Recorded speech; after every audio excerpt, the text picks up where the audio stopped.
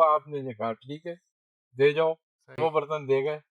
اب جب وہ برتن دے گئے نا تو آپ نے جیسے دوسرے دن دینے تھے، آپ رات کو جب اپنے ذکر میں بیٹھے تو آپ اتنے آپ پر وہ کیفیت طاری ہو گئی کہ آپ حالت ذہن میں چلے گئے اور آپ کو خیال بھی نہیں رہا برتنوں کا. اب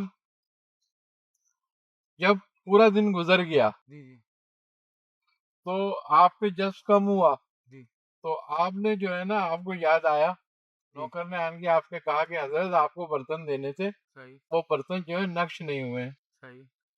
آپ کو یاد آ گیا ارے کہ نہیں تو بادشاہ کے برتن تھے اور اس کے آج مہمان آئیں گے.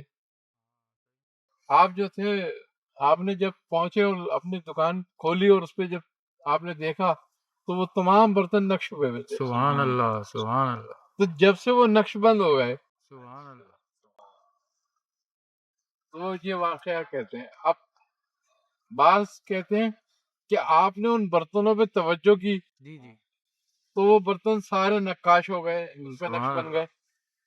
تو یہ دو روایتیں ملتی ہیں بس کہ اس کی وجہ سے جو ہے نا وجہ تسمیہ ہے یہ نقش بند کہنے کی.